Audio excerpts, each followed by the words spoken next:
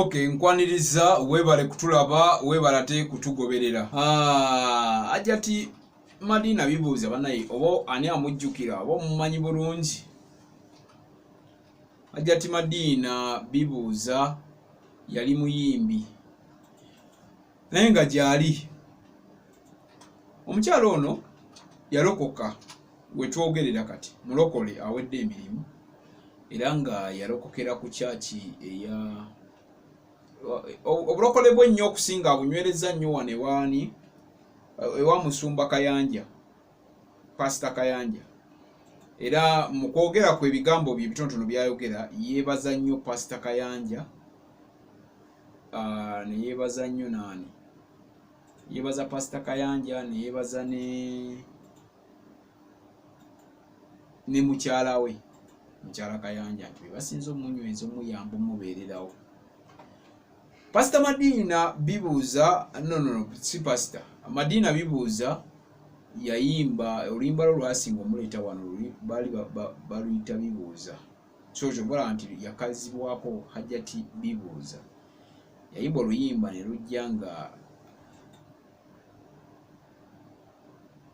naleeta slogan nti bibuuza, buli kyakola bibuuza biki. Kale n'abeera nga ate ye atambulira mu eyo embeera naye ngenda munoonya abantu be mbagamba ngenda kubaleeta. Madina bibuuza embeera si nnungi era bayirawo kino kiwe ekyokuyiga abayimbi yonna gye muli obeera ng'oli sita, bw'obanga oli w'amaanyi, bw'obanga olina ebintu kugamba ng'ebintu byo bitambula bulungi saawa zino, yiga okubeera ng'olina kwoterekawo kikulu. Kubanga tulirabye basita bangi. Abakyala bano baali babiri, baali nabbi omukazi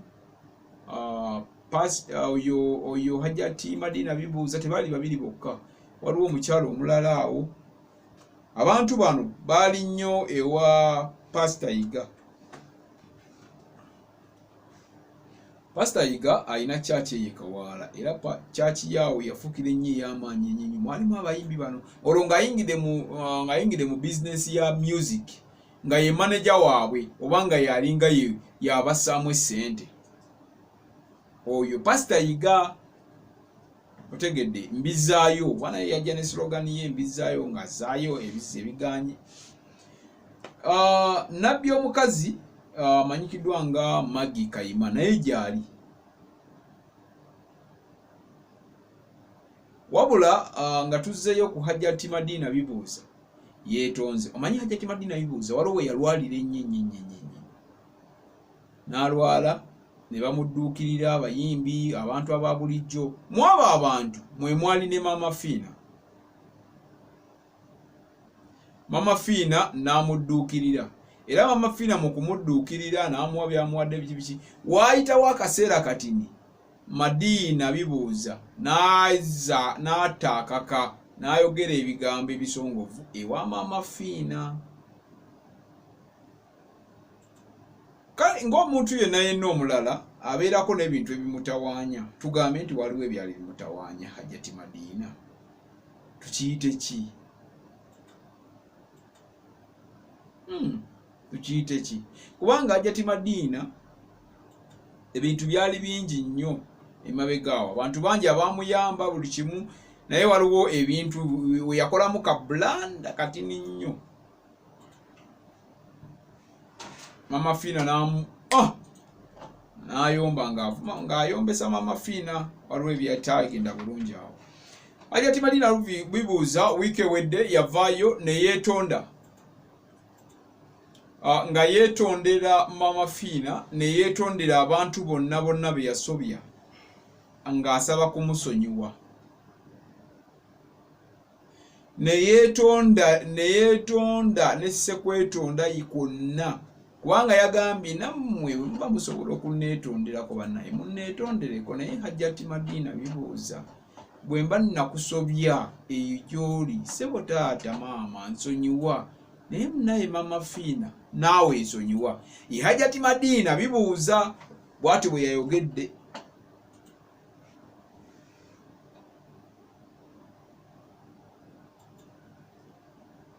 nabbi omukazi Magi Kayima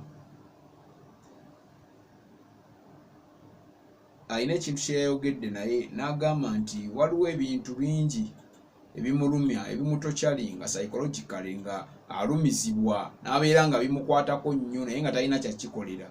Nabbi omukazi abaana baali bamukazaako, abantu si baana, abantu nga bamukazaako nti musambwa bw'aba atambula abeera n'obugere bw'embuzi.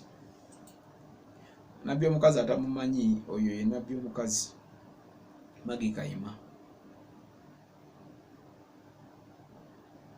Mulokole era yeyagambye akyali mulokole ate nga akyali omu ku bannabbi abakazi, wabula n'ategeeza nti leka amalirize ebintu byakola, alina ebintu byalina okutuukiza alyokadde ku mulimu gwa Mukama. Kati mwaba mubuuza nti obuulira wasimanyi okola biki, yagambye nno leka asooke amalirize, alina ebintu byakola adde ku mulimu gwa Mukama.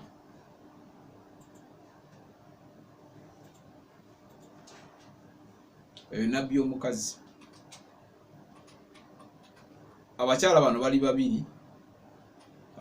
Waliwo omukyala omulala bali bamuyita Bena Namisango.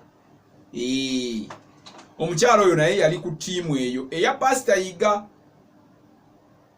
Nabbi omukazi oli yali nnyo mu bibuuza, yaleeta bibuuza nga hit. Nabbi omukazi n'aleeta oluyimba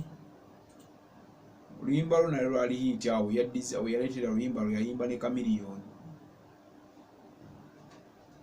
nga nayo hit. Bena Namisango naye n'aleeta nga nayo hit. Naye zaali zifubutuka eri Kawaala ewa Pastor Yiga. Naye wenjogerera wonna bonna tebakyaliyo era buli omu ali bibye. Nabbi omukazi ali bibye era yagamba kyalina byakwasaganya. Mukyala Hajjati Madina bibuuza ali wali Lubaga, alina akaduuka ke katunda awo. Ye ebintu byokuba nti simanyi biki ye yabivaako dda, era ye yagambye nti tayagala na kumanya kubanga obulamu ekyo kyali.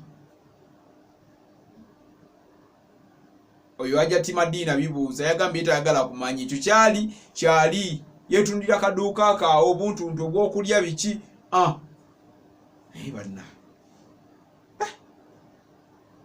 naye mbadde nteesa wuma mukyala Sophie Gombya.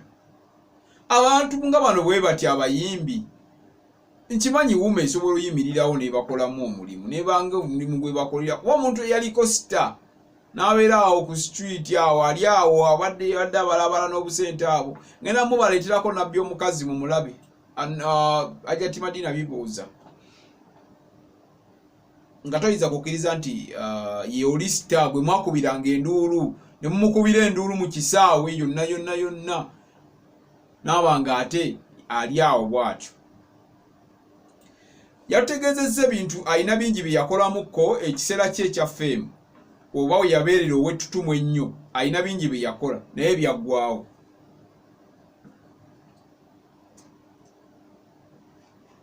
Wabula wegendereze nnyo omuyimbi ali eyo, abayimbi bangi bazze babeera abaakabi, time neetuuka nga tebalina we bali olwaleero.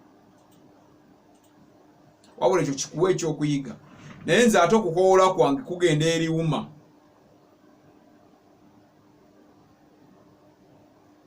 Ekibiina ekigatta abayimbi tusobola muyina engeri gye muyinza okuyambamu abantu abo bwe batyo nga Hajjati Madina bibuuza, mukyala Sophie Gombya. Hajjati Madina bibuuza sooka omunoonyerezeeko kola abe wa waali na kiki kyakola olwaleero. Ayinza oba ali contented naye ng'ate akukkuluma muli munda olw'okuba nti bayimbi banne tebamuyambye.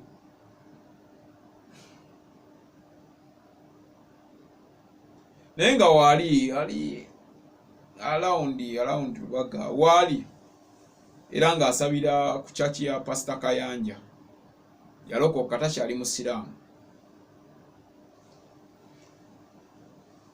Tomubuuza lwaki yalokoka tetumanyi naffe yalokoka takyali musiraamu ng'omuntu omulala ina bw'anaakyuka bangi bazze bakyuka Chameleone yakyuka n'avaayo Suuna n'akyuka n'avaayo